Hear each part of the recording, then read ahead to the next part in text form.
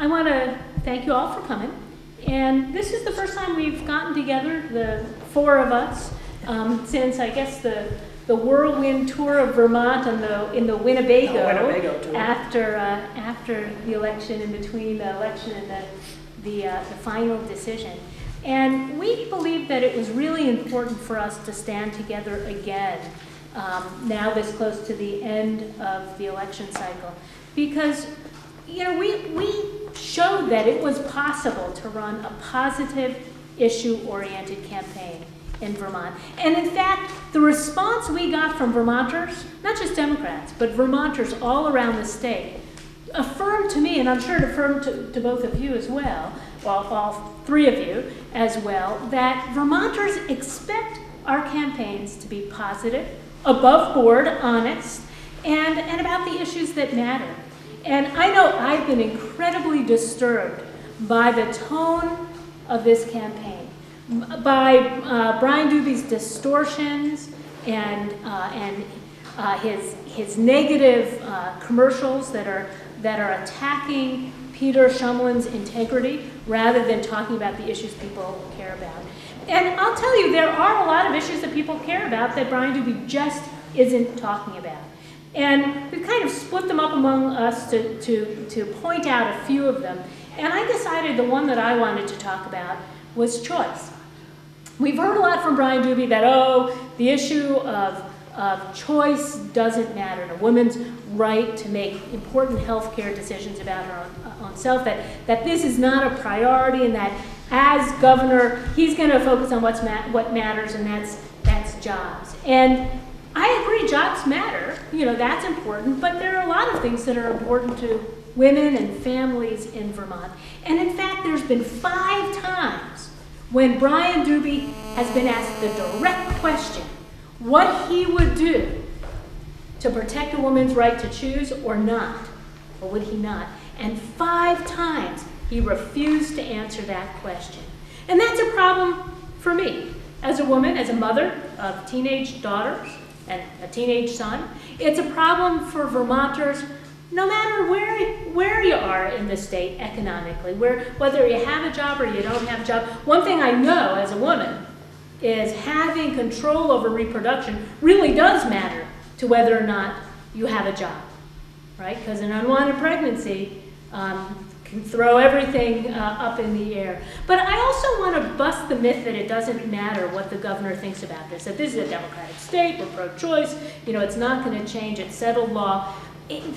We've heard this before from other governors, and I'll just point to one. Governor Christie of New Jersey. Same kind of, pro-choice Republican. He was upfront about it in the campaign. In fact, a lot of the words that Brian Dubie used in this campaign are shockingly identical to the words used by Governor Christie during his campaign. He said, it's settled law, he's not running, although he's pro-choice, he respects the fact that it's settled law. And that as governor, he's going to be focusing on jobs in the economy.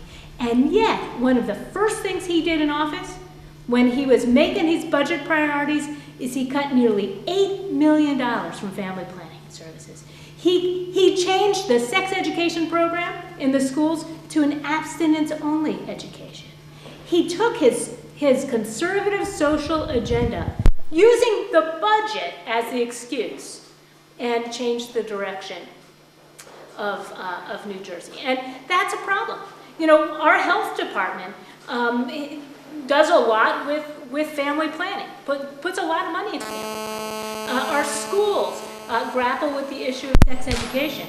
And, I guess my message to Brian Dubie is, this is a question we want answered. We think it's time for a positive, issue-oriented campaign. Stop the smear campaign. That is not the way we do things in Vermont. And let's find out where you really stand on these important issues. And so, hey Matt, I'm going to introduce you. Can you hear me?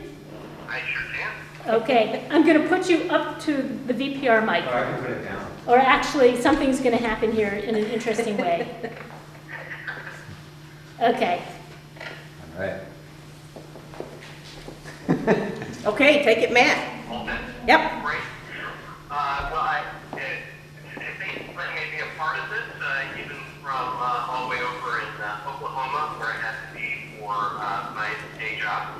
But I wanted to make sure that I took the time to join the other primary candidate to show a united front, because the language and the process that's been used in the campaign, by the Dubie campaign recently, is just not the Vermont way.